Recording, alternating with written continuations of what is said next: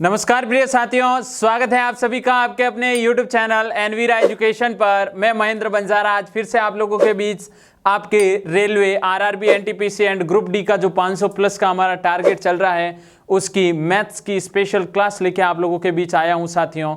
तो अच्छे से देखिएगा पूरा वीडियो और उम्मीद करूंगा आपको ये पूरी वीडियो सीरीज शानदार तरीके से अच्छी लगी होगी। और अच्छी लगी है तो आज इस वीडियो को दबा के शेयर कर दीजिए और ज़्यादा से ज़्यादा अपने अन्य मित्रों तक इसे पहुंचाएं साथियों, ताकि उनका भी फ़ायदा हो सके और आपका भी फ़ायदा ज़रूर हो सके। और नए हैं तो हमारे चैनल को सब्सक्राइब जरूर कर लीजिए। आज बहुत ही बेहतरीन प्रश्न हम पढ़ने वाले हैं, एक से बढ़कर एक प्रश्न और 20 प्रश्न पढ़ेंगे, लेकिन बहुत शानदार। जुड़े रहिएगा साथियों साथ में। शुरुआत करते हैं पहले प्रश्न से और पहला प्रश्न आपके सामने है साथियों। पहला प्रश्न क्या है, अच्छे से देखिएगा मित्रों, सरल रूप में लिखें। प्रश्न ये है मित्रों कि सरल रूप में लिखें। तो देखें, ऐसे प्रश्न एग्जाम में देखने को मिलते हैं। √50 प्लस √18 माइनस √8। ऑप्शन ए में बताना है आपको, क्या इसका सरल रूप 8√2 होगा साथियों। ऑप्शन बी है, क्या इसका सरल रूप 7√2 होगा। ऑप्शन सी है, क्या इसका सरल रूप 6√2 होगा। या ऑप्शन डी, इसका सरल रूप 5√2 होगा। तो बहुत शानदार प्रश्न है, अच्छे से देखिएगा। अच्छे से देखने का अर्थ यह है कि जो बेसिक चीज़ पहले समझाई जा रही है उसको नोट करिएगा मित्रों। मैं यहाँ पे कुछ चीज़ें लिख रहा हूँ, आपको मालूम होना चाहिए कि ये 4 क्या है। 4 है साथियों 2 का स्क्वायर, और 4 के ऊपर अगर रूट कर दिया, यानी 2 के स्क्वायर के ऊपर रूट कर दिया, तो ये स्क्वायर और रूट कट जाता है साथियों और आंसर में 2 बचता है। यानी यहाँ पर मैंने 9 लिखा, तो ये 9 क्या है, 3 का स्क्वायर, यानी रिजल्ट में क्या आ जाता है, 3। कहने का अर्थ ये है मित्रों कि जैसे √16 है तो √16 को आप सीधा 4 लिख दीजिए। कैसे लिखा कि 4 का वर्ग क्या होता है, 16 ही होता है। 4 का वर्ग क्या होता है, 16। तो यहाँ पे ये 16 क्या है, 4 का वर्ग। जैसे √25 की बात होगी साथियों तो मैं 5 की बात करूँगा। जब √36 की बात होगी तो 6 की बात करूँगा। ये वाली चीज़ यहाँ लेके आ रहा हूँ। 50 है, 50 को आप किसी संख्या के वर्ग में कन्वर्ट कर सकते हैं। 50 को किसी संख्या के वर्ग में ला सकते हैं, चाहे वो इंटू करके लाइए आप। 25 × 2 क्या ला सकता हूं मित्रों, 50 को 25 × 2 लिख सकता हूं। 25 × 2 50 वापस मिल जाएगा। ऐसे कैसे 18 को मित्रों में लिख सकता हूं 9 × 2, क्या लिख सकता हूं 9 × 2। और ऐसे कैसे 8 को लिख सकता हूं 4 × 2। बात अच्छे से क्लियर हुई है तो ही वीडियो शेयर करिएगा। मैं बार बार बोल रहा हूं आपको, ये बात फिर से रिपीट कर दूं, लेकिन समझ में आना चाहिए। समझ में नहीं आ रहा है तो कोई अर्थ नहीं है देखने का। 25 क्या है साथियों, 5 का रूट है। √2 किसी का नहीं होता। क्या किसी का वर्ग 2 होता है, नहीं, रूट में ही रहने दीजिए इसे। ऐसे कैसे 9 क्या है, 3 का वर्ग और √2 का √2। 4 क्या है, 2 और ये √2। अब आप जरा इधर देखें कि ये √2, ये भी √2 और ये भी √2। तात्पर्य ये है, मैं जो चीज़ समझा रहा हूँ उसे देखिएगा। ये है कुछ एक लोग, गणित की भाषा में प्लस को मैं कह रहा हूँ अच्छा और माइनस को कहता हूँ साथियों बुरा। अब आपको मैं क्या समझा रहा हूँ वो देखिए। यहाँ पर देखें, ये इसकी जाति है, जाति यानी सरनेम। इसका सरनेम क्या है वो देखें। इसका सरनेम √2 है मित्रों, इसका भी √2 है और इसका भी √2 है, यानी ये सभी एक ही जाति के बंधु हैं, ठीक है ना। तो यहाँ पर ये 5 जने हैं एक ही जाति के और अच्छे लोग हैं, क्योंकि आगे प्लस है।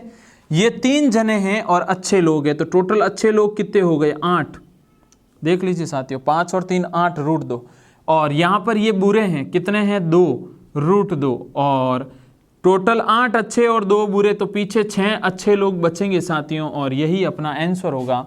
अच्छे से समझ में आया होगा, 100% वादे के साथ। आपको साथ में बने रहोगे तो कुछ ना कुछ आज की इस क्लास से हासिल करके जाओगे। आगे वाले प्रश्न की ओर बढ़ते हैं। प्रश्न नंबर आपका दूसरा, अच्छे से देखिएगा साथियों। प्रश्न नंबर दूसरे में हम आपको कुछ फॉर्मूले याद करवाने वाला हूँ मैं। कुछ फॉर्मूले जो प्योरली मैथमेटिक्स वाले जो बच्चे दिख रहे हैं तो उनके लिए तो ये फॉर्मूले बड़े ही इजी है, लेकिन जो मैथमेटिक्स के सेक्टर से नहीं रहे हैं तो उनके लिए ये थोड़े टफ है। लेकिन फॉर्मूले गिने चुने ही हैं साथियों, गिने चुने यानी 10 फॉर्मूले याद करने से एक आपके एग्जाम में मिल जाता है। तो फिर आपको क्या चाहिए, 10 ही तो याद करने हैं। एक समचतुर्भुज के विकर्ण क्रमशः 8 मीटर, क्या है साथियों, 8 मीटर और 6 मीटर है। एक समचतुर्भुज है, उसके विकर्ण है मित्रों 8 मीटर और 6 मीटर हैं। तो इसका आपको क्षेत्रफल ज्ञात करना है मित्रों। तो इसका क्षेत्रफल ज्ञात करो, तो इसका क्षेत्रफल ज्ञात करो साथियों। और क्षेत्रफल ज्ञात करेंगे तो क्या राइट होगा, option A 48 metre square, option B 24 metre square, option C 12 metre square, या ऑप्शन डी साथियों 96 मीटर स्क्वायर। अच्छे से देखिएगा सॉल्यूशन, केवल एक फॉर्मूला याद रखना है। फॉर्मूला ये है मित्रों कि समचतुर्भुज, आपने एक पतंग देखी होगी, वो पतंग एक समचतुर्भुजाकार की होती है, समचतुर्भुज आकार की होती है। तो समचतुर्भुज का क्षेत्रफल, सीधी सी बात है, क्षेत्रफल होता है 1/2 इंटू पहला विकर्ण इंटू दूसरा विकर्ण मित्रों, पहला विकर्ण इंटू दूसरा विकर्ण। ये किसका क्षेत्रफल है, समचतुर्भुज का। तो यहाँ पे देखिए 1/2 को 1/2 रहने दीजिए। समचतुर्भुज के विकर्ण क्रमशः, पहला तो है 8, ये पहला विकर्ण है, और ये साथियों दूसरा विकर्ण है। कौन सा विकर्ण है, दूसरा। तो पहला विकर्ण कितना है 8 मीटर और दूसरा विकर्ण कितना है 6 मीटर। 2 के पहाड़ से 8 4 बार कटता है, 4 मीटर को 6 मीटर से जब गुणा करूंगा तो 24 मीटर स्क्वायर, और 24 मीटर स्क्वायर यानी राइट आंसर अपना बी। इसके लिए आपको ये फॉर्मूला याद करना ही पड़ेगा। अच्छे से स्क्रीनशॉट लेके समचतुर्भुज के क्षेत्रफल का फॉर्मूला लिख लीजिएगा। आपको कभी कभार यहाँ पर ऐसी भी चीज़ें पूछी जाती है। यहाँ पे देखो 3 चीज़ें हैं साथियों, एक तो है क्षेत्रफल, दूसरी चीज़ है पहला विकर्ण, देखिएगा अच्छे से, जो चीज़ समझाई जा रही है उसे नोट भी करिएगा, और तीसरी चीज़ है दूसरा विकर्ण। यहाँ पर 3 चीज़ें आपके सामने हैं, और इन तीनों चीज़ों में आपको अगर ये 2 चीज़ें दी हुई हैं तो ये तीसरी चीज़ आप क्या कर लोगे, ज्ञात कर लोगे। अभी आपके सामने 2 थी और आपने क्षेत्रफल ज्ञात किया। अगर आपको क्षेत्रफल दे दे साथियों और पहला विकर्ण, यानी ये वाली चीज़ दे दी जाए और ये दे दी जाए, तो आप ये वाली चीज़ ज्ञात कर लोगे। कौन सी, दूसरा विकर्ण। ऐसे कैसे मित्रों, दूसरा विकर्ण दे दे और क्षेत्रफल दे दे तो आप पहला विकर्ण ज्ञात कर लोगे। उम्मीद करूंगा आपको ये चीज़ समझ में आई होगी। आगे बढ़ते हैं आपके प्रश्न संख्या 3 की ओर, और प्रश्न संख्या 3 को देखिएगा क्या प्रश्न है और क्या एग्जाम में आने लायक प्रश्न है। बहुत शानदार प्रश्न, तीसरा प्रश्न भी है। और इस टाइप के प्रश्न रेलवे के एग्जाम में तो आप मान के चलिए साथियों कि अक्सर आते हैं, और ये वही प्रश्न है जो आए हुए हैं, और अब की बार भी इसी टाइप के प्रश्न मिलेंगे। संख्याएं चेंज हो सकती है, टाइप यही रहेगा। प्रश्न 3 है, यदि रीना 12 मोबाइल फ़ोन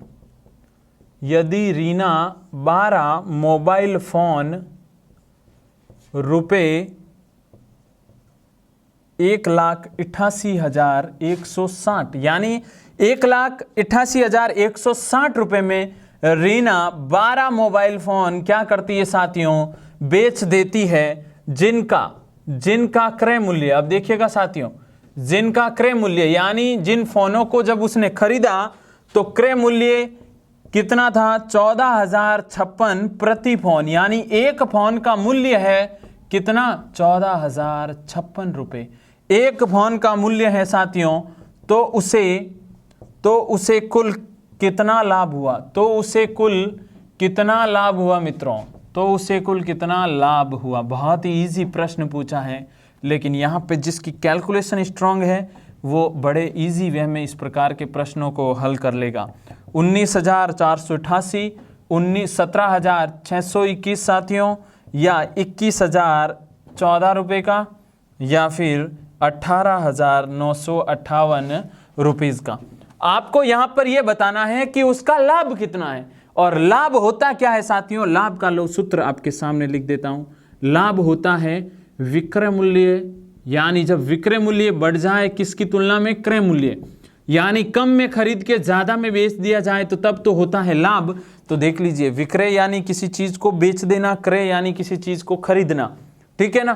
तो यहाँ पर रीना 12 मोबाइल फ़ोन कितने रुपए में बेचती है? 1,88,160। तो सीधी सी बात है साथियों, विक्रय मूल्य तो आपके सामने दिया हुआ है, कितना? 1,88,160। ये है आपका विक्रय मूल्य। लेकिन क्रय मूल्य कितना है वो निकालेंगे। वो यहाँ पे ध्यान दीजिए, क्रय मूल्य 14,156 प्रति फोन, यानी एक फोन जब उसने खरीदा तो इतने में उसके पड़ा। तो टोटल 12 फोन खरीदे तो क्रय मूल्य कितना हुआ मित्रों? क्रय मूल्य ये हो गया, एक का मूल्य इतना है तो 12 का कितना होगा?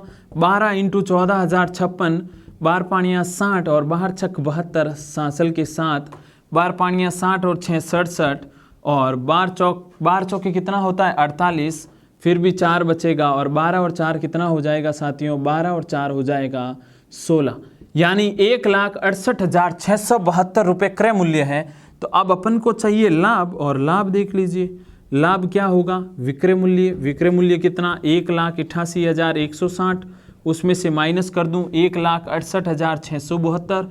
कहानी खत्म हो गई। 10 में से 2 8, 6 में से 7 जाता नहीं तो 15 में से, सॉरी एक उधार चला गया था तो 5 ही बचा, 5 में से 7 नहीं जाता तो 15 में से 7, 8 बचेगा मित्रों।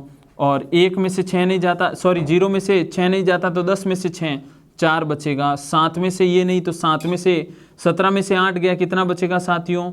9, और 7 में से 6 1, 19,488 आपका क्या है? लाभ। क्या है मित्रों? लाभ। अच्छे से समझ में आ गया। आगे बढ़ते हैं नेक्स्ट प्रश्न संख्या 4 की ओर मित्रों। प्रश्न संख्या 4 को देखिए और इनका स्क्रीनशॉट भी साथ में लेते चलिएगा। स्क्रीनशॉट लेने से आप बाद में इन चीज़ों को अपनी नोटबुक में अच्छे ढंग से लिख पाओगे, या फिर आपको उसके बाद फिर से एक बार वीडियो देखना पड़ेगा, इसलिए स्क्रीनशॉट लेते चलिएगा। प्रश्न संख्या है 4 और प्रश्न संख्या 4 में क्या है? क्या बेहतरीन प्रश्न है, देखिएगा। राम और रहीम क्या बात हो रही है, देखिएगा।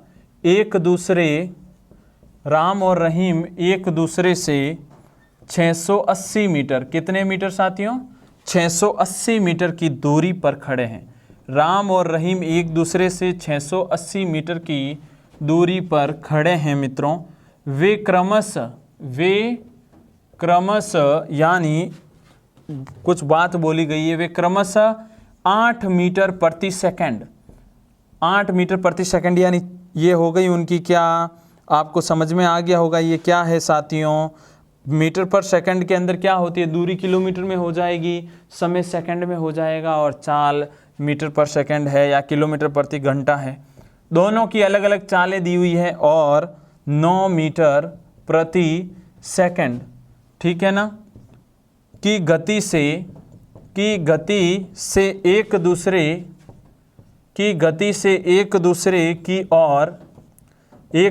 की ओर दौड़ना शुरू करते हैं।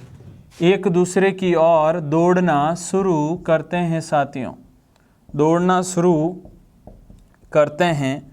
वे कितने समय पश्चात? बहुत इजी प्रश्न पूछा है, लेकिन इस प्रश्न की लाइनों को आप समझ गए तो उत्तर निकाल लोगे। वे कितने समय पश्चात, कितने समय के बाद आपस में मिलेंगे मित्रों? कितने समय के बाद वे आपस में मिलेंगे साथियों? ऑप्शन ए में है 17 सेकंड के बाद मिलेंगे क्या साथियों? ऑप्शन बी में है क्या वो 24 सेकंड के बाद मिलेंगे साथियों? या ऑप्शन सी में है आपके 40 सेकंड के बाद? या ऑप्शन नंबर डी है मित्रों 36 सेकंड के पश्चात? वो दोनों एक निश्चित समय दोनों के लिए फिक्स कर दिया गया। राम और रहीम एक दूसरे से 680 मीटर की दूरी पर खड़े हैं, यानी इन दोनों के मध्य की दूरी कितनी है? 680 मीटर है साथियों। और वे क्रमशः 8 मीटर पर सेकंड और 9 मीटर पर सेकंड की गति से, आपको पता है चाल बराबर क्या होता है? चाल बराबर दूरी बट्टा समय, दूरी बट्टा समय। बहुत इजी कॉन्सेप्ट में समझा रहा हूँ, वो देखिएगा। अगर यहाँ से दूरी निकालनी हो साथियों, क्या निकालनी हो? दूरी, तो दूरी का फॉर्मूला है चाल इंटू समय। क्या होता है मित्रों? चाल इंटू समय। दूरी का सूत्र क्या है? चाल इंटू समय। और मैंने माना यहाँ पर समय को t ले लिया, क्योंकि आपको समय ही तो पूछा है, समय को t ले लिया। तो पहले ये वाली डिस्टेंस निकालते हैं, पहले राम के लिए फिर रहीम के लिए दूरी निकाल लेंगे। टोटल इन दोनों के मध्य की दूरी तो आपके सामने है। चाल कितनी है, अगर बात करूं पहले की, तो चाल है 8 मीटर पर सेकेंड, चाल ये 8 मीटर पर सेकेंड, और समय क्या माना है साथियों, t। ये पहले के लिए, और ऐसे कैसे दूसरे के लिए देखें तो चाल क्या है साथियों 9, और समय क्या है t। समय दोनों के लिए निश्चित कर दिया। अब आप लोगों को यहाँ पे बता दूं कि ये क्या है, दूरी है, ये भी दूरी है और ये भी क्या है साथियों, दूरी। दोनों दूरी की बात हो रही है। टोटल दूरी की अगर बात करूं तो 8 + 9 बराबर, अब ये चीज मैंने क्या लिखी, ये चीज ये लिखी है कि राम और रहीम आपको बोला है वो एक दूसरे की ओर दौड़ना शुरू करते हैं, तो कितने समय बाद मिलेंगे, तो राम ने इधर से दौड़ना शुरू किया और रहीम ने इधर से दौड़ना शुरू किया, फिर ऐसे आगे बढ़ते बढ़ते फाइनली वो यहाँ आके मिलेंगे। तो उस स्थिति में ये राम कितनी दूरी तय करेगा और रहीम कितनी दूरी तय करेगा, वो आपके सामने है। टोटल इन दोनों की दूरियों को योग किया तो किसके बराबर आ गया, कुल दूरी कितनी है 680, तो 17t बराबर 680, 70 चौके 68, 40 सेकंड के बाद साथियों वो मिल जाएंगे एक दूसरे से, बात खत्म होगी। कितने सेकंड बाद, 40 सेकंड बाद। अच्छे से इस प्रश्न का स्क्रीनशॉट ले लीजिए, अलग प्रश्न है आप लोगों के लिए। आगे बढ़ते हैं प्रश्न संख्या 5 की ओर मित्रों। प्रश्न संख्या 5 बहुत शानदार प्रश्न, यानी शानदार इसलिए क्योंकि कैलकुलेशन ही तो इम्पोर्टेंट होती है प्रश्नों में, और कैलकुलेशन को कम समय में करना और इजी अपन के लिए बन जाए, वही चीज़ अपने लिए अन्य अपने साथियों से आपको आगे निकालेगी। तो प्रश्न संख्या क्या 5 क्या है, अच्छे से प्रश्न को पढ़िएगा। एक निश्चित राशि है साथियों, एक निश्चित राशि को 5% वार्षिक, कितने 5% वार्षिक चक्रवर्ती ब्याज की दर से 3 साल का 2522 रुपये का ब्याज मिलता है। यानी एक राशि जो इन्वेस्ट की गई उसका ब्याज 3 साल के बाद चक्रवर्ती ब्याज इतना मिलता है साथियों। तो वो राशि पता करें, यानी वो मूलधन का पता लगाएं कि वो राशि कौन सी थी जो इन्वेस्ट 3 साल के लिए चक्रवर्ती ब्याज पर की गई, तब जाके उसको इतना ब्याज मिला। तो देखिएगा वो राशि क्या है, अभी आपके सामने हल करने का तरीका और वही चीज़ आपको अच्छे से समझनी है। अब मैं जो यहाँ पे एक फॉर्मूला लिखने जा रहा हूँ, आपको मालूम है कि आप हमेशा ही करते हो, चक्रवर्ती मिश्रधन का एक सूत्र होता है, चक्रवर्ती मिश्रधन होता है साथियों मूलधन इंटू 1 + दर बट्टा 100 घात समय।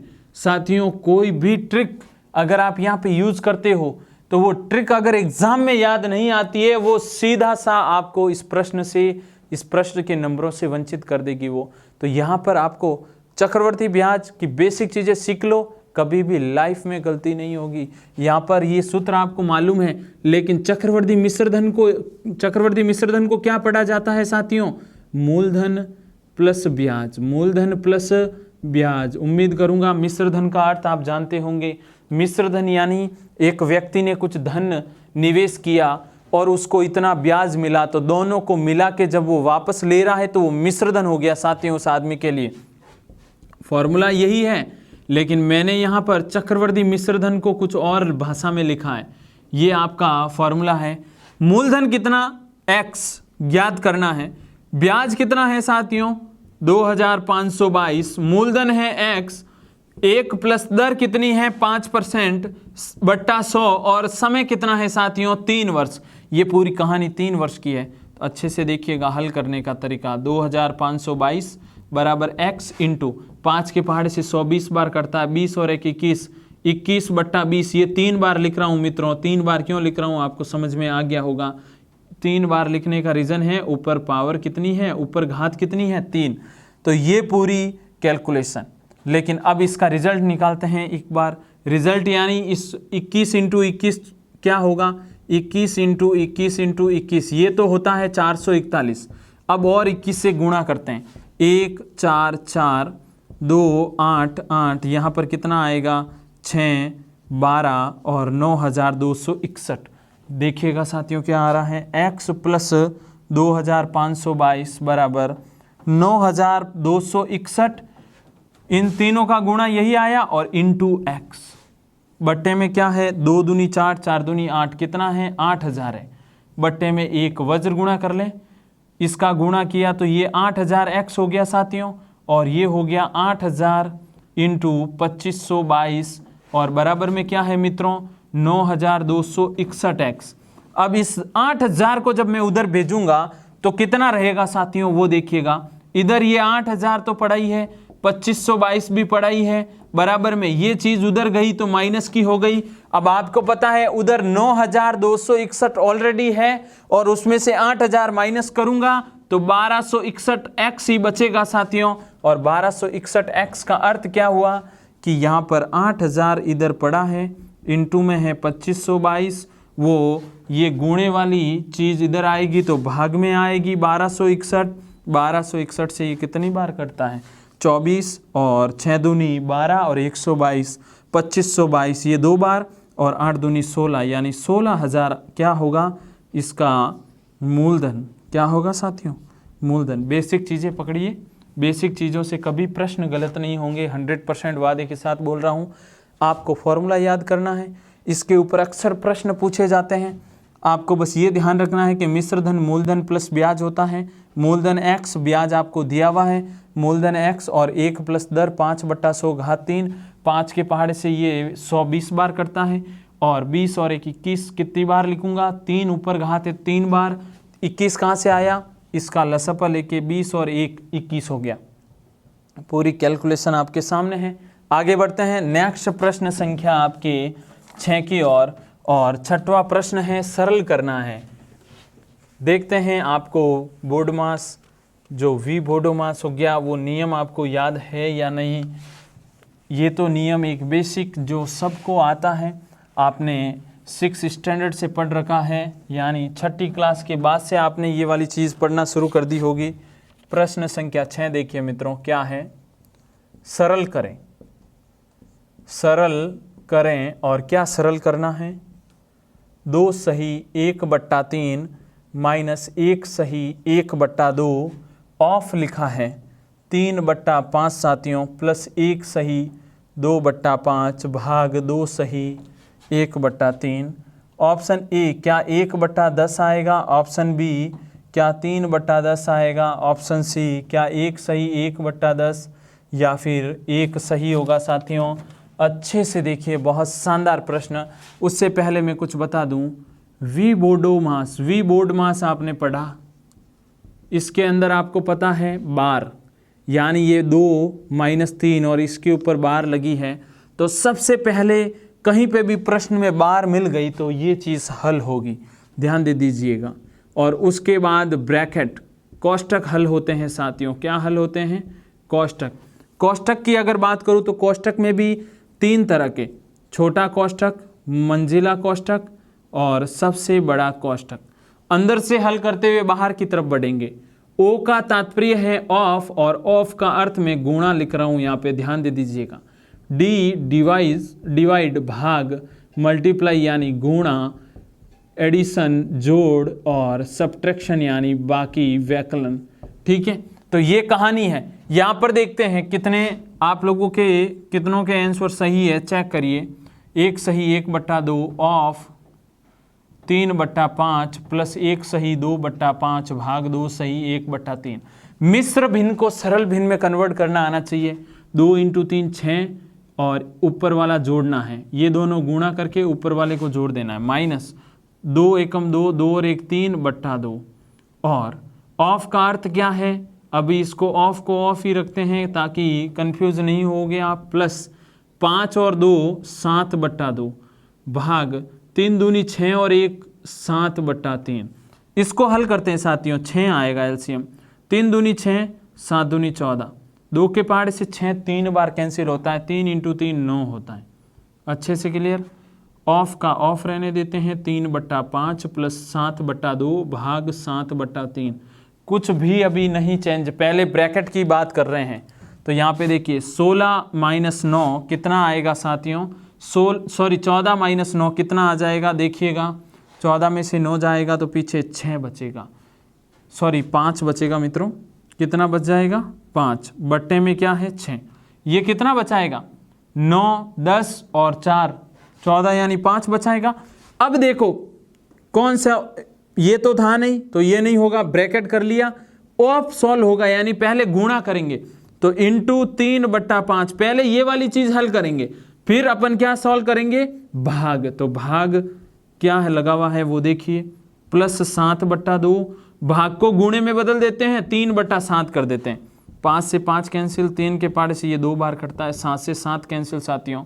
इधर 1/2, ऊपर 1/2, इधर 3/2, पूरे का एलसीएम 2 आएगा, ऊपर 1 और 3 यानी 4/2, क्या आ गया रिजल्ट 2। पूरा क्वेश्चन आपको बेहतरीन तरीके से समझा दिया है। अब भी अगर चूक हो जाती है आप लोगों से तो वाकई में बहुत बड़ी मिस्टेक हो रही है, क्योंकि यहाँ पर देख लीजिए आप पहले सॉल्व कर लिया, प्लस का प्लस 7/2, भाग वाली चीज को गुणे में 3/7 कर दिया, 7 से 7 कैंसिल, 3 से 6 2 बार, 5 से 5, यहाँ पे ऊपर 1 बचा है बट्टे में 2, यहाँ पर ऊपर 3 है बट्टे में 2, 2 एलसीएम आया, 1 + 3 4/2 यानी रिजल्ट में क्या आ गया साथियों 2। आगे बढ़ते हैं 7वें प्रश्न की ओर, और 7वां प्रश्न देखिए, आपने अक्सर ऐसे प्रश्न पढ़े हैं और ये प्रश्न फिर एग्ज़ाम में अब देखने को मिल रहे हैं। तैयारी अगर अच्छी है तो कोई नहीं रोकेगा, अपना सिलेक्शन अपन स्वयं लेने के हकदार होंगे। तैयारी बढ़िया होनी चाहिए, बेहतरीन होनी चाहिए। प्रश्न संख्या 7, प्रश्न संख्या 7, यदि एक चतुर्भुज के कोणों का अनुपात, यदि एक चतुर्भुज के कोणों का अनुपात साथियों क्या है, 3:5:9:13 है, तो सबसे बड़ा यानी कोणों में सबसे बड़ा कोण कौन सा होगा, यानी ज्ञात करना है आपको। सबसे बड़ा कोण कौन सा है, ज्ञात करो मित्रों। ऑप्शन ए है आपका 165 डिग्री सबसे बड़ा है, ऑप्शन बी है 180 डिग्री, ऑप्शन सी है 156 डिग्री, ऑप्शन डी है 190 डिग्री। मित्रों बोर्ड पे देखिए, आपको पहले एक चतुर्भुज की कहानी समझाते हैं। कोई भी चतुर्भुज उठा लीजिए मित्रों, आपको पता है चतुर्भुज में टोटल कितने कोण होते हैं, ये 1, ये 2, ये 3 और ये 4। आज तक पढ़ा है आप लोगों ने कि चतुर्भुज के इन चारों कोणों का योग कितना होता है साथियों, 360। कितना होता है, 360। और बात अनुपात पे आ गई, तो अनुपात कब स्वतंत्र होता है, अनुपात के तो इंटू में कुछ ना कुछ आएगा। ये 3x यानी ये पहला कोण का मान, दूसरा 5x, तीसरा 9x, चौथा 13x, सबको मैंने अलग अलग ले लिया यानी सबकी वैल्यू बाहर निकाल दी। टोटल अब योग कितना होगा साथियों, टोटल योग तो 360 होता ही है, और इनका योग करके x निकाल लेते हैं, और सबसे बड़ा कौन है 13, और उसको इंटू कर लेंगे x से। 13, 9 और ये 14, 27 और 3 30x बराबर 360। मित्रों 30 के पहाड़ से ये कितनी बार करता है, 0 से तो 0 कैंसिल और 1 12 बार कैंसिल। 12 को जैसे ही आप इस 13 से इंटू करोगे, आप कहोगे इससे क्यों किया, क्योंकि सबसे बड़े भाई साहब यही है ना। 12 इंटू 144 और 152, 144 और 12 कितना होता है 156 डिग्री, यानी घर में जो सबसे बड़ा वाला कोण है वो कितना है 156 डिग्री। अच्छे से समझ में आ गया। बस ये ध्यान रखना है कि चारों कोणों का योग 360 होता है। और अनुपात की बात करूं तो अनुपात को संख्या में कन्वर्ट कर दिया, 3x, 5x, 9x और 13x सबका योग कितना है साथियों 360। इधर देखा तो 30x बराबर 360, 0 से 0, 3 के पहाड़ से 36 12 बार कटता है। x की वैल्यू 12 आ गई। जब x की वैल्यू 12 आ गई मित्रों, तो x को इंटू करवाया 13 से, घर में बड़ा भाई है, तो 13 इंटू 12 कितना हो गया 156। आगे बढ़ते हैं प्रश्न संख्या 8 की ओर। प्रश्न संख्या 8, ये वाले प्रश्न भी आपको वैसे विधिवत तरीके से बात करें तो इन भी आपको हमारे चैनल के माध्यम से ऑलरेडी इनके वीडियोज़ अपलोड कर दिए गए हैं और काफ़ी बार अच्छे से समझाया भी गया है। लेकिन फिर भी आप समझिए यहाँ पर यदि x एक अभाज्य संख्या है, x एक अभाज्य संख्या है तो x और इसकी क्रमिक संख्याओं का LCM ज्ञात कितना होगा। बहुत ही शानदार प्रश्न पूछा है और ऑप्शन देखिए, x से डरने वाले बच्चों के लिए कि x ही ऑप्शन में आ गया। जो बच्चे कहते हैं ना अक्सर कि सर x को हटा दीजिए और सीधा कर लीजिए, एग्जामिनर कहाँ पीछा छोड़ेगा, वो तो x प्रश्न के ऑप्शन में डाल रहा है। यहाँ पर 8वें प्रश्न में देखें, 8वें प्रश्न में x एक अभाज्य संख्या है, यानी ये पहली संख्या क्या है, पहली संख्या है x और वो भी कौन सी अभाज्य संख्या। गणित के अंदर अभाज्य संख्या सबसे छोटी कौन सी है, 2 है मित्रों, उसके बाद 3 के बाद 5। अब मैं एक चीज लिख रहा हूं, अभाज्य संख्या की डेफिनेशन यानी जो स्वयं वह 1 से ही विभाजित हो, जो स्वयं वह 1 से ही विभाजित हो साथियों, स्वयं और 1 के अलावा अन्य किसी से विभाजित नहीं हो, जो स्वयं और 1 से ही विभाजित हो, जो स्वयं और 1 से ही विभाजित हो, अन्य किसी से विभाजित नहीं होती, वो अभाज्य संख्या होती है मित्रों। अभाज्य संख्या की डेफिनेशन मालूम है ना आपको, सबसे छोटी अभाज्य संख्या 2, क्योंकि 2 में 2 का ही भाग जाता, उसके बाद 3 में 3 का ही भाग जाता। अब थोड़ा भेजा यहाँ पे लगाएं कि आपको बोला है यदि एक अभाज्य संख्या x है और इसकी क्रमिक का अर्थ है लगातार, यानी लगातार इसके बाद ये आएगा, इसके बाद ये आएगा। सबसे पहली तो है 2 और 2 के बाद कौन आया, 3। तो अब आप बताइए 2 से 3 जाने के लिए आपने कितना जोड़ा, 1। तो पहली अगर x है अभाज्य संख्या तो दूसरी अभाज्य संख्या क्या होगी मित्रों, दूसरी अभाज्य संख्या होगी x प्लस 1। और आपको मालूम है कि 2 और 3 का अगर लसअ ज्ञात करना हो तो कैसे करते हैं, 2 × 3 करते हैं मित्रों, तब 6 आता है। तो यहाँ पर भी तो लसअ ज्ञात करना है साथियों, LCM ज्ञात करना है। और क्या आएगा, x और x प्लस 1 का इंटू, और इंटू को कैसे लिखूंगा, x कोष्टक x प्लस 1। यही तो कहानी है और यह कहानी ऑप्शन नंबर सी में मौजूद है। अच्छे से समझ में आ गया, लिख लीजिएगा मित्रों, बहुत ही ये शानदार तरीके कहीं नहीं मिलने वाले हैं। आगे बढ़ते हैं प्रश्न संख्या 9 की ओर। और प्रश्न संख्या 9 भी एक बेहतरीन प्रश्न। आज सारे प्रश्न शानदार है। अगर आप कंटिन्यू पूरा वीडियो देखोगे तो आप 100% लास्ट में शेयर भी ज़रूर करोगे, क्योंकि आपको लगेगा कि अन्य मित्रों के लिए भी ये फ़ायदेमंद साबित होगा। और पूरी 500 प्लस सीरीज़ में जो बच्चा जुड़ा है और जो कंटिन्यू देख रहा है उसके लिए नो डाउट 100% फ़ायदा लास्ट में होने वाला है। जब एग्ज़ाम में बैठोगे तो सीधे प्रश्न ऐसे मिलेंगे, उस समय आप कहोगे वाकई में ही ये चीज़ हमारे फ़ायदेमंद रही। प्रश्न नंबर 9 है साथियों, क्या, स्मिता एक काम को 12 दिनों में, कितने दिनों में मित्रों, 12 दिनों में समाप्त कर सकती है। कितने दिनों में समाप्त कर सकती है, 12 दिनों में समाप्त कर सकती है। और सेम उसी काम को, सेम भी वही काम कर रहा है, सेम उसी काम को 9 दिनों में, कितने दिनों में मित्रों, 9 दिनों में समाप्त कर सकता है। 9 दिनों में समाप्त कर सकता है। तो 4 दिनों तक एक साथ काम करने के बाद, 4 दिनों तक एक साथ काम करने के पश्चात साथियों, काम करने के बाद आपको यहाँ पे पूछा है, काम करने के बाद दोनों काम छोड़ देते हैं, साथ में करते हैं लेकिन फिर छोड़ देते हैं। तो काम का कितना हिस्सा बाकी है अभी, काम का कितना हिस्सा बाकी है? ऑप्शन ए, क्या ए आधा हिस्सा बाकी है, क्या 7/9 हिस्सा बाकी है, क्या 2/9 हिस्सा बाकी है, या 1/4? पहले सीधा सा इस प्रश्न को अच्छे से पढ़ते हैं। स्मिता एक काम को 12 दिनों में समाप्त कर सकती है और सैम उसी काम को, स्मिता ये हो गई और सैम 9 दिनों में।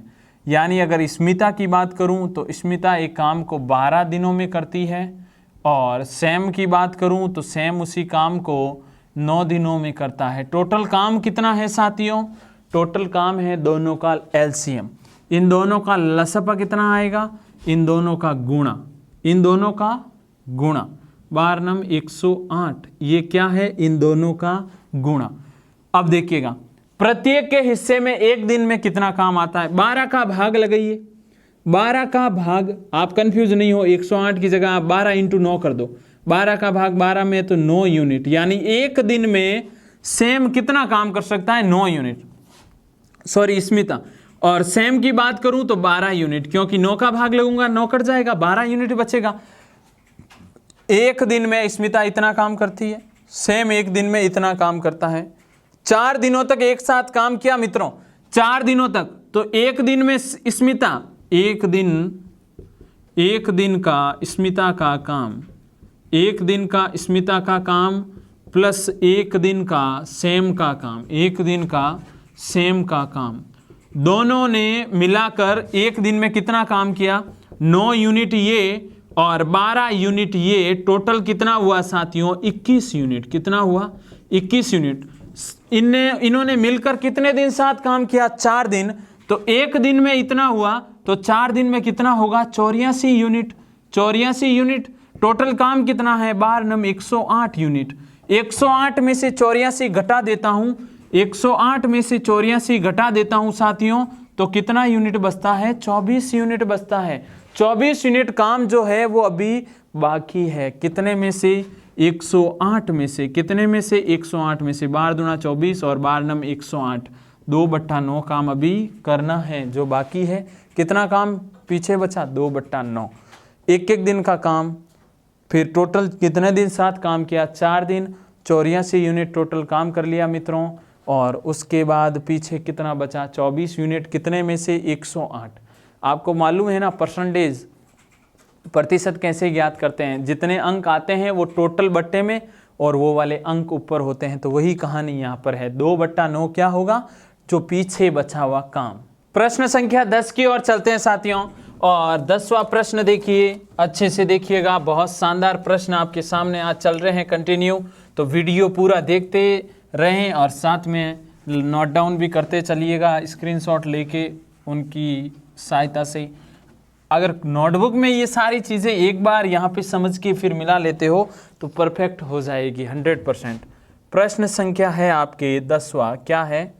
एक कक्षा है, एक कक्षा में 27 विद्यार्थी है साथियों।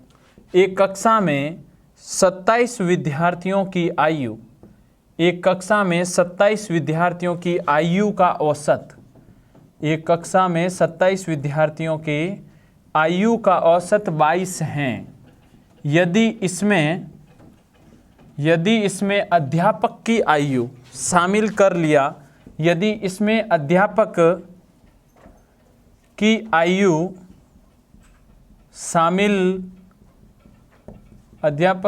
शामिल कर ली जाती हैं तो औसत 1 बढ़ जाता है। औसत 1 क्या हो जाता है साथियों? औसत 1 बढ़ जाता है। तो अध्यापक की आयु ज्ञात करें। तो अध्यापक की आयु ज्ञात करें।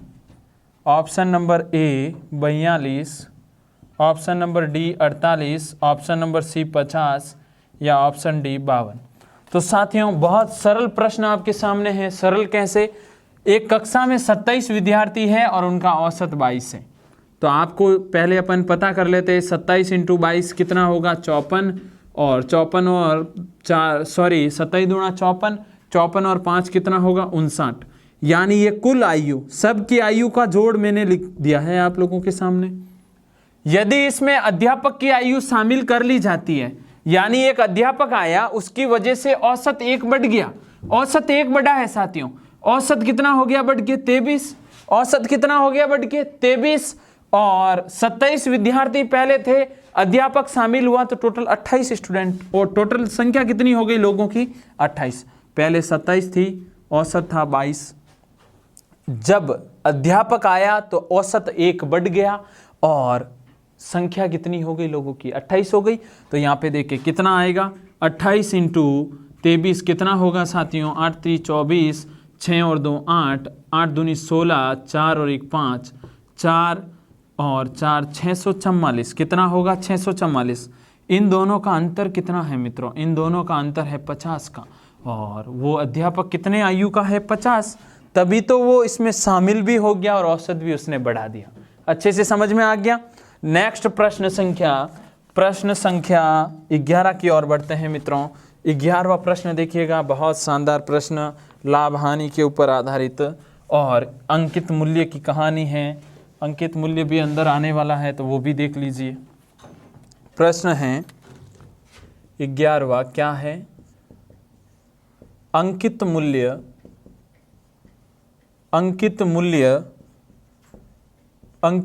पर 20%, अंकित मूल्य पर 20% की क्या दी गई है साथियों, छूट। अंकित मूल्य पर 20% की छूट देने के पश्चात किशोर 12% का लाभ कमाता है। किशोर कितने परसेंट का लाभ कमाता है, 12% का लाभ कमाता है। तो अंकित मूल्य क्रय मूल्य से कितना प्रतिशत अधिक हैं, कितना प्रतिशत अधिक हैं मित्रों। ऑप्शन देखिए, ऑप्शन ए में है 40%, ऑप्शन बी है 32%, ऑप्शन सी है 25%, या ऑप्शन डी है मित्रों 8%। अच्छे से देखिएगा और फिर नेक्स्ट प्रश्न की ओर हम चलने वाले। आपको याद होना चाहिए एक फॉर्मूला, आपको याद होगा 100 प्लस लाभ इंटू क्रय मूल्य बराबर 100 माइनस छूट इंटू अंकित मूल्य। अब यहाँ पर सारी चीज़ें हैं, अंकित मूल्य पर 20% की छूट कितनी है 20, तो 100 माइनस 20 ये अंकित मूल्य बराबर 12% का क्या है साथियों, लाभ, तो ये 100 प्लस 12% इंटू क्रय मूल्य, तो ये हो गया 112 इंटू क्रय मूल्य हो गया बराबर ये 80 इंटू अंकित मूल्य हो गया। मित्रों आपको चाहिए क्रय मूल्य और अंकित मूल्य का अनुपात, पहले वही अपने इस प्रश्न को हल करने में सहायता देगा। क्रय मूल्य चाहिए तो इसको छुपा लेते हैं, 80 यहाँ पे लिख देते हैं, और अंकित मूल्य चाहिए तो उसे छुपा लेते हैं, 112 इधर लिख देते हैं।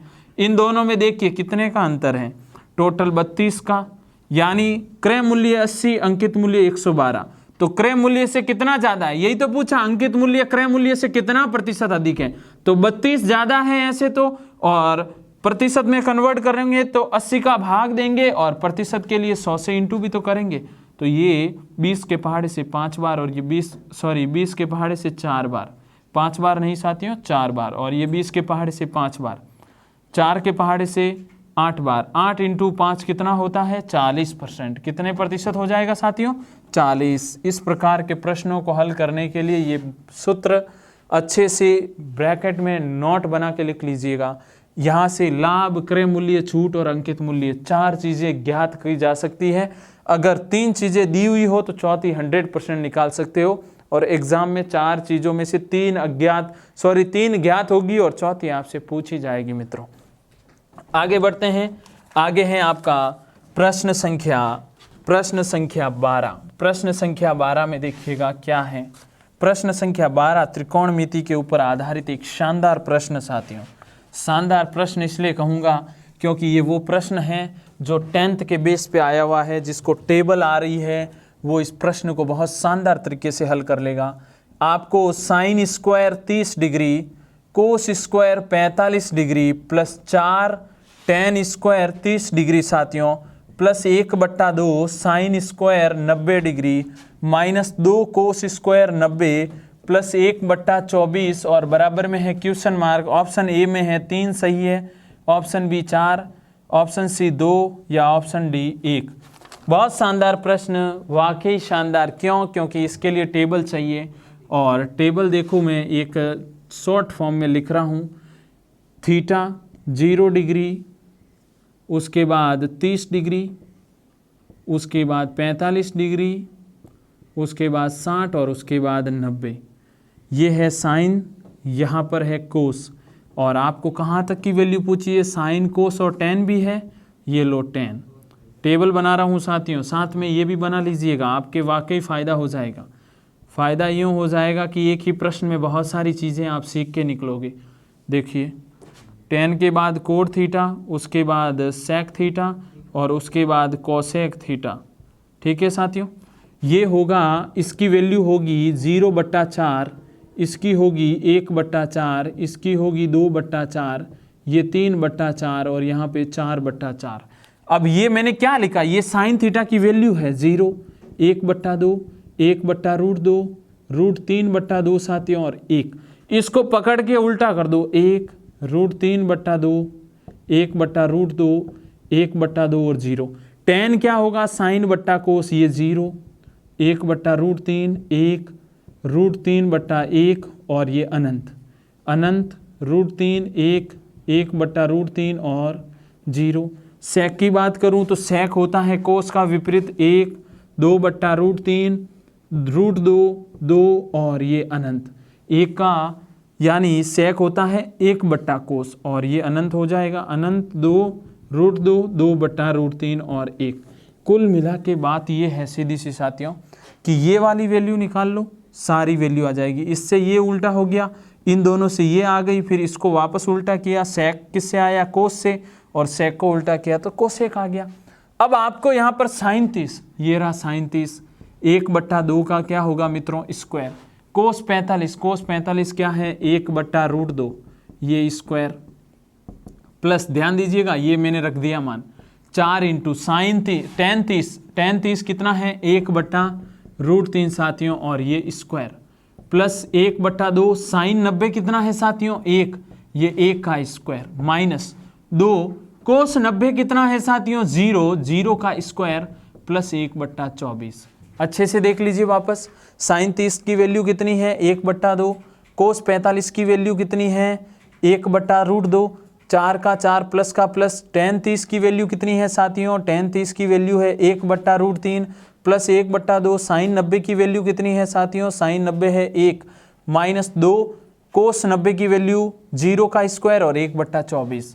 यहाँ से 1/4 इंटू, अब आपको पता है √2 का स्क्वायर, अगर ऐसे √2 लिखा मिले और स्क्वायर मिले तो केवल 2 ही होता है, तो ये 1/2 प्लस 4 इंटू 1/3 प्लस 1/2, 1 का स्क्वायर वही होता है 0, ये हो गया प्लस ये पूरा 0 हो गया और 1/24 का 1/24। साथ में पूरा ध्यान दीजिएगा मित्रों, 1/8 प्लस 4/3 प्लस 1/2 प्लस 1/24। कहानी देखिए, पूरा एलसीएम 24, 8 तिया 24, 8 चौक 32, 12 और 1 कितना हुआ? 30, 40, 42, 44, 44 और 4 कितना होता है? 48/24, यानी 2 आपका क्या होगा? आंसर। अब ये प्रश्न करना है तो टेबल याद करनी है। टेबल आपके सामने है, स्क्रीनशॉट लेके लिख लीजिएगा। इसलिए मैं बार बार बोल रहा हूँ, आज के प्रश्न बहुत शानदार है। और आगे बढ़ते हैं प्रश्न संख्या 13 की ओर। और 13वां प्रश्न देखिएगा मित्रों, क्या वो प्रश्न आप अच्छे से हल कर पाओगे या नहीं, उसके बारे में भी बात कर लेते हैं।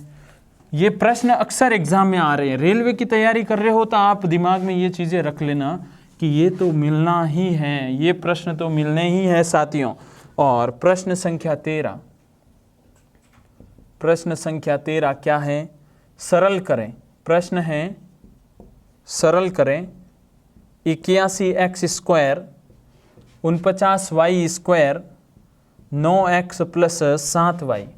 Option A 9x plus 7y right होगा, ऑप्शन बी 9x सही होगा, option C 9x minus 7y या ऑप्शन डी 7y सही होगा। अब आपको यहां पर बताना है कि इन चारों में से कौन सा सही है। आपको याद है क्या मित्रों, ए स्क्वायर माइनस बी स्क्वायर होता है ए प्लस बी ए माइनस बी, ये फॉर्मूला है बीजगणित का। तो यहां पर देखो 81 को मैं 9x का स्क्वायर लिख सकता हूं, 49 को 7y का स्क्वायर लिख सकता हूं, बट्टे में है 9x प्लस 7y। क्या याद है आपको 9 का स्क्वायर 81 और x का x स्क्वायर होता है। तो एक बार इन दोनों को प्लस और एक बार माइनस, यानी 9x प्लस 7y और एक बार 9x माइनस 7y बट्टे में 9x प्लस 7y। कैंसिल कर दें इनको इनसे, रिजल्ट में क्या मिला 9x प्लस 7y। सीधी सी बात है 9x plus 7y। Option number ए आपका राइट आंसर है। तो अगर ऐसे प्रश्न एग्जाम में मिल जाए तो इतनी कैलकुलेशन अपन को बताना नहीं है कि मुझे आता है। ऊपर देखिए 8, ये 81 9 का, 49 7 का, तो इसको एक बार प्लस और एक बार माइनस, तो प्लस से प्लस कट गया, माइनस ही तो पीछे बचेगा। अच्छा यहाँ पर देखिए गलती कर ली अपन ने, प्लस से प्लस कटेगा मित्रों, माइनस वाला यहाँ पर बचेगा, ये माइनस वाला यहाँ पर बचेगा, ये राइट नहीं है। ऑप्शन नंबर सी राइट है। अच्छे से क्लियर हो गया, ये ध्यान रखिएगा, सीधा भी आप निकाल सकते हैं। आगे बढ़ते हैं प्रश्न संख्या 14 की ओर। और 14वां प्रश्न क्या है देखिए साथ में कंटिन्यू। आज जो कंटिन्यू पूरा वीडियो देख रहा है उसके लिए आज वाकई बहुत शानदार और मज़ेदार ये प्रश्न सीरीज़ है, और जो आज पूर्णतया अगर इनको हल कर पा रहा है तो आगे भी उसके बहुत ही फ़ायदा होगा। प्रश्न संख्या है आपके 14। एक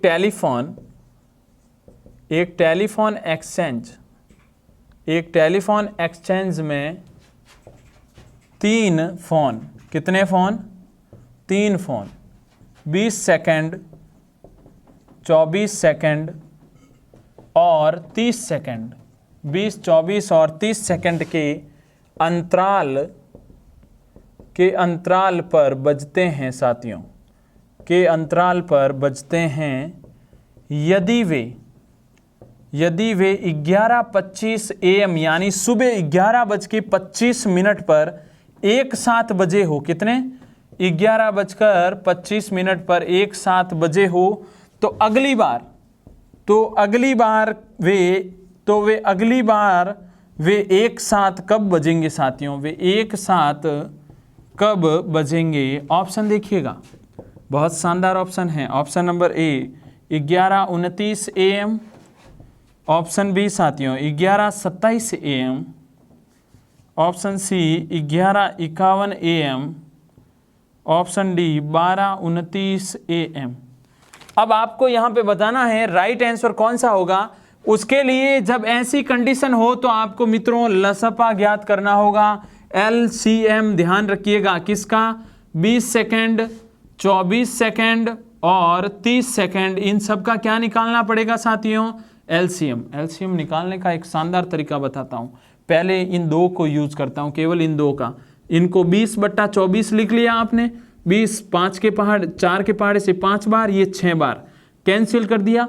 इसको क्रॉस 1 को गुणा कर लो, 6 दूनी 120, यानी इसका लसपा कितना होगा 120। और फिर इसको इंक्लूड करते हैं इसमें, यानी 30/120 कैंसिल किया, 1/4 वज्र गुणा करूं, 1 का गुणा 120 से 120, यानी एलसीएम इन तीनों का 120 ही आएगा साथियों। और 120 आएगा, 120 का अर्थ क्या है, 120 का अर्थ है 2 मिनट। कितने मिनट, 2 मिनट।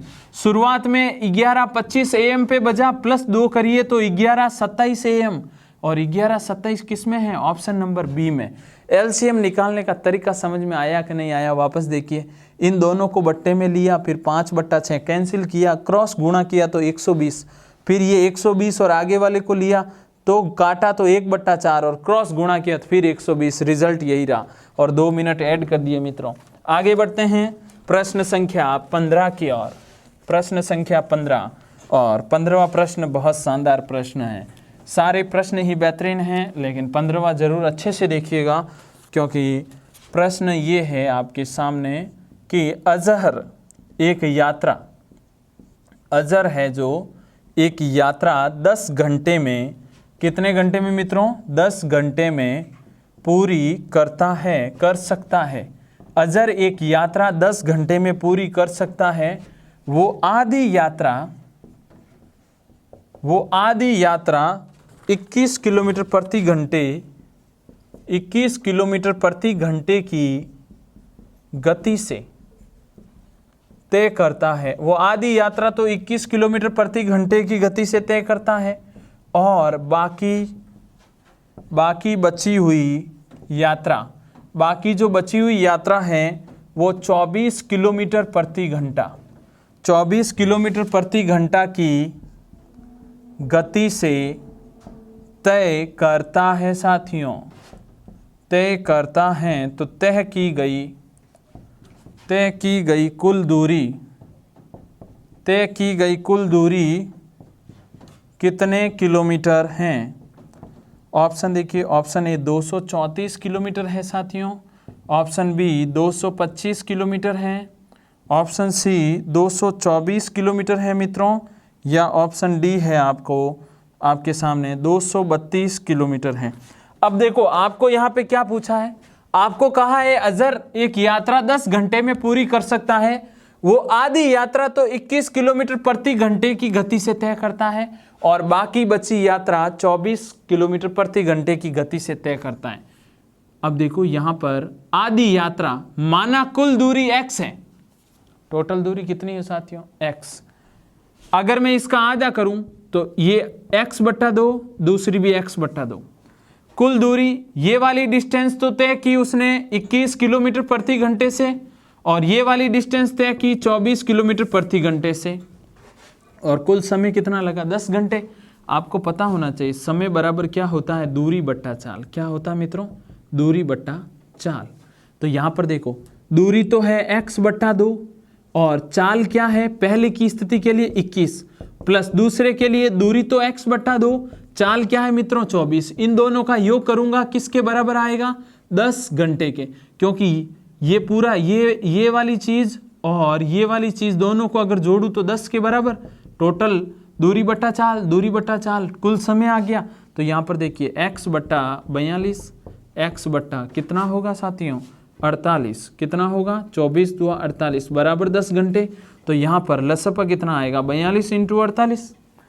42 से 42 कैंसिल, ऊपर 48x, प्लस 48 से 48 कैंसिल, ऊपर 42x, बराबर में 10 घंटे। 42 और 48 कितने होते हैं? 90x, और बराबर में हो जाएगा, ये चीज़ उधर चली जाएगी तो 10 × 42 × 48, 0 से 0 कैंसिल, 9 जाएगा उधर, तो x बराबर क्या होगा? 42 × 48/9। 9 के पहाड़े से 3 के पहाड़े से ये कटा, 3 एकम 3, 3 चौके 12, 3 बार 3 के पहाड़े से 3 एकम 3, 6 × 18, 16 × 18 कितना होता है? 16 × 14 कितना होगा? 14 × 70, 6 चौके 84, हसल के 8 मित्रों, और 14 और 8 कितना होता है? 14 और 8 होता है 22, यानी टोटल 224 किलोमीटर। बस आपको यहाँ पर सिंपल सा हिंट दिया कि कुल दूरी है x, तो आधी इस चाल से दूसरी इस चाल से, टोटल अगर दोनों का दूरी बट्टा चाल का योग करूँ तो टोटल 10 घंटे समय हो गया, और ये कैलकुलेशन आपके सामने है। आगे बढ़ते हैं 16वें प्रश्न की ओर साथियों। 16वां प्रश्न क्या है वो भी देख लीजिए कंटिन्यू, और बहुत शानदार बढ़िया से प्रश्न, अभी 5 और बचे हैं, तो कंटिन्यू देखते रहिएगा पूरे वीडियो सीरीज को, और अच्छे से देखोगे और इनको लिखोगे तो फ़ायदा आपके ही है। और शेयर कर दीजिए साथियों, और अपने अन्य मित्रों तक इसे ज़रूर भेजिएगा। प्रश्न है 16वां, क्या है? एक कैंप, एक क्या है मित्रों? कैंप। उस कैंप में 180 विद्यार्थियों के पास, कितने? 180 विद्यार्थियों के पास 20 दिन के लिए, कितने दिन के लिए? 20 दिन के लिए राशन है। एक कैंप में 180 विद्यार्थी, उनके पास 20 दिन का राशन है। यदि ये राशन 25 दिनों तक चलाना है, कितने दिनों तक? 25 दिनों तक चलाना है, तो कितने विद्यार्थियों को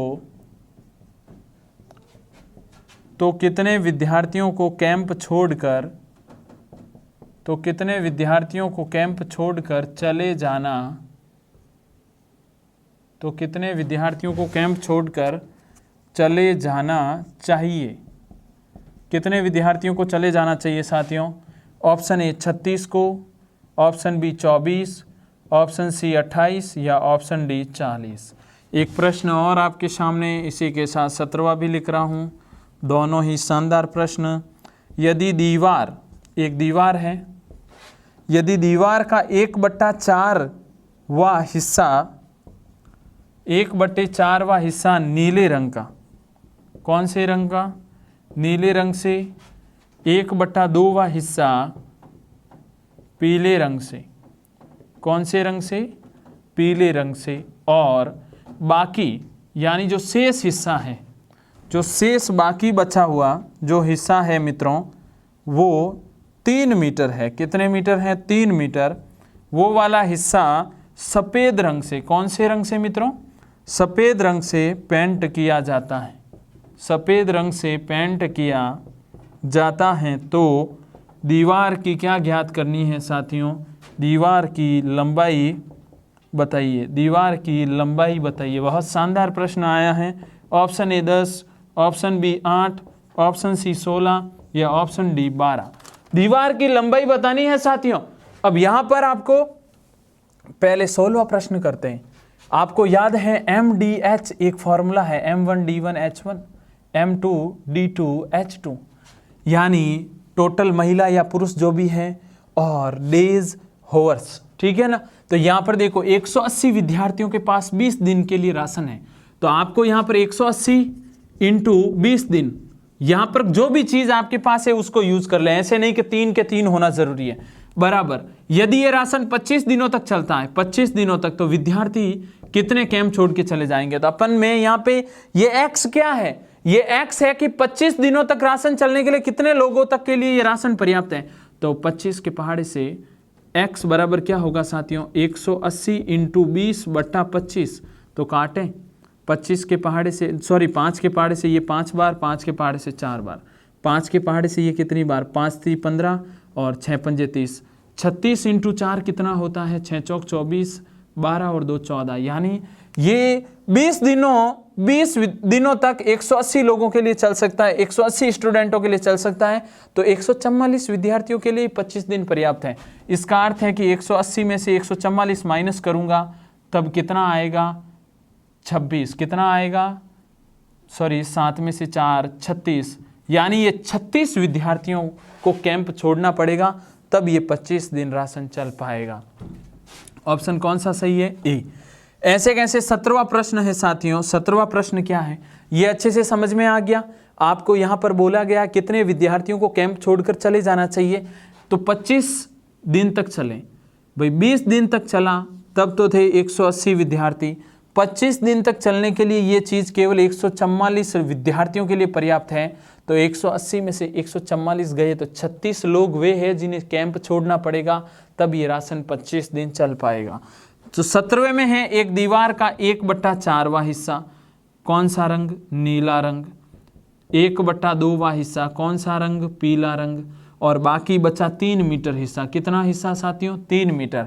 और ये कौन से रंग से है? सफ़ेद रंग से। अरे बहुत इजी हो गया।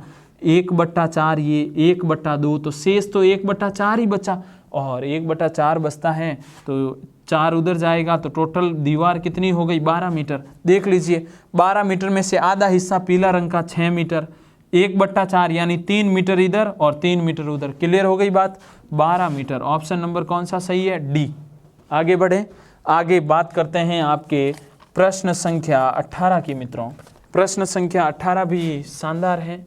शानदार आज सारे प्रश्न अगर आपको अच्छे लगे हैं तो वीडियो को लाइक करना नहीं भूलें साथियों। अगर वीडियो को लाइक और आगे शेयर करते हो तो इससे हमारा भी हौसला बढ़ता है कि हमारे द्वारा विद्यार्थियों के लिए, साथियों के लिए जो प्रयास किया जा रहा है वो वाकई इनको अच्छा लग रहा है। प्रश्न संख्या 18, एक आयत का परिमाप क्या है साथियों? 28 सेंटीमीटर है। यदि लंबाई चौड़ाई की यदि लंबाई चौड़ाई की 5/2 गुना है, यदि लंबाई चौड़ाई की 5/2 गुना है तो आयत की लंबाई और चौड़ाई ज्ञात करो। आयत की लंबाई और चौड़ाई ज्ञात करो साथियों, ठीक है ना। ऑप्शन ए है क्या 90 व 5, ऑप्शन बी 10 व 4, ऑप्शन सी 6 व 7, ऑप्शन डी 11 व 3 होगी। तो अच्छे से देखिएगा इसका हल साथियों। तो अब हम इसके सॉल्यूशन की ओर चलते हैं मित्रों। देखिएगा प्रश्न आपके सामने है। एक आयत का परिमाप 28 सेंटीमीटर है। सबसे पहले आप लोगों को ये मालूम होना चाहिए कि आयत के परिमाप का सूत्र क्या होता है साथियों। आयत के परिमाप का सूत्र होता है 2 कोष्टक लंबाई प्लस चौड़ाई। सीधी सी बात ये है, लेकिन लंबाई चौड़ाई की 5/2 गुना है। लंबाई चौड़ाई की क्या है 5/2 गुनी लंबाई है जो चौड़ाई की। ध्यान दीजिएगा, तो ये लंबाई चौड़ाई की तुलना में, यानी ये x है तो ये 5/2 x है साथियों। यानी आपको समझ में आ गया होगा, लंबाई चौड़ाई की है जो 5/2 गुना है, यानी ये चौड़ाई अगर x है तो ये 5/2 x हो जाएगी। तो साथियों यहाँ पर x है तो x कैंसिल कर दिया, 2 को उधर भेजूंगा तो ये 5:2, यानी ये लंबाई का हिस्सा ये है, चौड़ाई का हिस्सा ये है। तो परिमाप आपके पास कितना है 28, 2 कोष्टक लंबाई प्लस चौड़ाई। तो 28 बराबर 2 कोष्टक लंबाई कितनी 5, ये x, चौड़ाई कितनी 2x, इसको x में कन्वर्ट कर दिया। 28 2 के पहाड़े से 28 14 बार कटता है, बराबर 5 और 2 7x, 7 के पहाड़े से ये 2 बार कटेगा। x की वैल्यू कितनी आई 2। आपको पूछा आयत की लंबाई, लंबाई के लिए इसको 5 × 2 करते हैं तो कितना आ जाएगा 10, चौड़ाई के लिए 2 × 2 यानी कितने आ जाएगा साथियों 4। राइट आंसर कौन सा हो गया, ऑप्शन नंबर बी आपका बिल्कुल राइट आंसर है। आगे बढ़ते हैं प्रश्न नंबर 19 की ओर मित्रों। और प्रश्न नंबर 19 और 20 दो बहुत ही शानदार प्रश्न जो काफ़ी बार आप लोग देख भी चुके हो और वीडियो के माध्यम से भी हमने हल करवाए हैं, लेकिन अब अच्छे से देख लीजिए एक बार वापस इनका सॉल्यूशन। प्रश्न ये है, रिक्त स्थान को भरिए। प्रश्न नंबर 19, रिक्त स्थान भरें। और देखिएगा क्या पूछा जा रहा है इसमें, साइन ए बराबर, यहाँ पे रिक्त स्थान है इंटू कोस ए मित्रों। ऑप्शन ए है साइन ए आएगा, ऑप्शन बी टेन ए आएगा मित्रों, ऑप्शन सी कोट ए आएगा, या ऑप्शन डी कोस ए आएगा। तो यहाँ पर देखें, पहले एक और प्रश्न नंबर 20 भी साथ में लिख लेते हैं साथियों। दो क्रमागत छूट 12% और 5%, 12% और 5% के समतुल्य एकल बट्टा या एकल छूट, यानी दोनों के समतुल्य एकल छूट कितने प्रतिशत की हैं, कितने प्रतिशत की हैं। तो ऑप्शन नंबर ए सुनिए साथियों 17%, option number B 8.5%, option number C 16.4%, या ऑप्शन नंबर डी 15.2%। अब अच्छे से देखिएगा, इनका सॉल्यूशन समझिएगा। साइन ए साथियों बराबर में है रिक्त स्थान और इनटू कोस ए। आपको मैंने बताया था कि टेन ए होता है, उसका फॉर्मूला होता है साइन बट्टा कोस। अगर यहाँ साइन बट्टा कोस आ जावे साथियों तो कोस से कोस कैंसिल हो जाएगा, इधर ये बराबर हो जाएगी एक दूसरे के। क्लियर है। तो वो वैल्यू कौन सी है जो यहाँ पे रखें तो काम हो जाएगा, टेन ए। कौन सी है, टेन ए। ऐसे कैसे, ये क्रमागत छूट वाला कॉन्सेप्ट आपको याद है, A B minus A B बट्टा 100। ए की वैल्यू कितनी है 12, बी की वैल्यू कितनी है 5, 12 × 5/100। तो यहाँ पर देखिए कितना होगा, 12 और 5 17, और इन दोनों का गुणा कितना 60 बट्टे में है 100, 0 से 0 17 माइनस 10 का भाग दूंगा तो 0.6, 17 में से 0.6 कैंसिल करूंगा साथियों, क्या आएगा 0, या तो 4 हो जाएगा और यहाँ 16.4% आपका राइट आंसर होगा। तो आज के अपने 20 प्रश्न हमने अच्छे से हल कर लिए हैं और आपको अगर वीडियो वाकई शानदार लगा और आपको लगा कि इन प्रश्नों की सहायता से हम अपने आरआरबी, एनटीपीसी और ग्रुप डी की तैयारियों को और शानदार तरीके से आगे बढ़ा सकते हैं, तैयारी को और बढ़िया कर सकते हैं, तो हमारे चैनल को सब्सक्राइब जरूर कीजिएगा। और मिलूँगा नेक्स्ट वीडियो में। इससे नेक्स्ट जो रीजनिंग का वीडियो आएगा उसमें और शानदार रीजनिंग के प्रश्नों की बात करेंगे। तब तक अच्छे से पढ़ाई करते रहें। धन्यवाद साथियों।